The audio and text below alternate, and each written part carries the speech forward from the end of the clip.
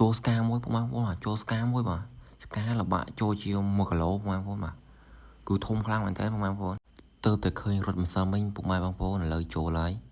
អរស្ដីពុកម៉ែបងប្អូនអរគ្នាថ្ងៃនេះផងដែរខ្ញុំបាទបានមកដើរមើលតាក់កដោទៀតហើយថ្ងៃមុនណាគឺខ្ញុំបាទមកមើលតាក់កដោដែលខ្ញុំបានដាក់តាំងពីម្សិលមិញបងប្អូនគឺដាក់ចោលបងប្អូនដាក់ចោលហើយ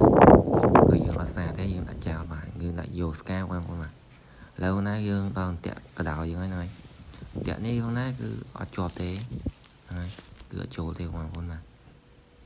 គឺអត់ចូលទេហើយផ្លូវនេះគឺទំនងខ្លាំងមែនតើបងប្អូនគឺទំនងមានស្កាដាវបងប្អូនបាទផ្លូវស្អាតខ្លាំងមែនតើឥ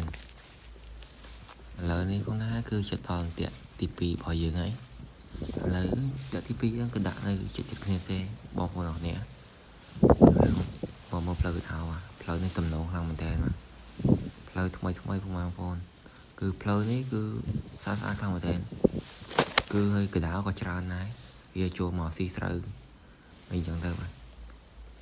ឡូវណាគឺដល់តាក់ទី2របស់យើងហើយតាក់យើងនេះផងណាគឺវាអត់ចូលទេបងប្អូនគឺនៅដដែលគឺអត់ចូលទេហ្នឹងហើយ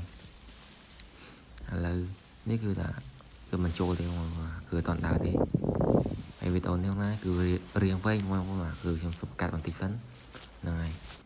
ឥឡូវណាគឺដល់តាក់ទី3របស់យើងហើយនេះគឺយើងដាក់នៅកន្លែងឆ្ងាយពីគ្នាបងប្អូនបាទនៅកន្លែងវាស្រែផ្សេងហ្នឹងណាឆ្ងាយពីចឹងឥឡូវតាក់ទី3របស់យើងគឺចូលហើយបងប្អូនគឺចូលស្កាមួយហើយស្កានេះប្រហែលល្បាក់ចូលជា1គីឡូគឺធំខ្លាំងមែនតើបងប្អូនបាទហើយស្កានេះណាគឺយីធំខ្លាំងមែនតើហើយនេះគឺជាកន្លែងជាប់បងប្អូនបាទគឺជាប់នៅលើភ្លឺស្រែហ្នឹងបាទគឺផ្លូវដាក់នៅតាមផ្លូវកណ្ដោបងប្អូនណាតែយើងដាក់ទៅគឺវាដើរគឺចូលទៅបងប្អូនស្កាគឺមិនគឺស្រួលដាក់ទៅបងប្អូនណាព្រឹកឡើងយើងមកមើលម្ដងថ្ងៃល្ងាចឡើងយើងមកមើលម្ដងមក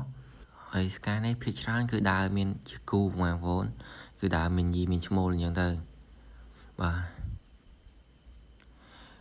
ហើយវីដេអូនេះផងណាគឺមានតែប៉ុណ្្នឹងទេបងប្អូនបាទជួបខ្ញុំនៅវីដេអូក្រោយទាំងអស់គ្នាបាទ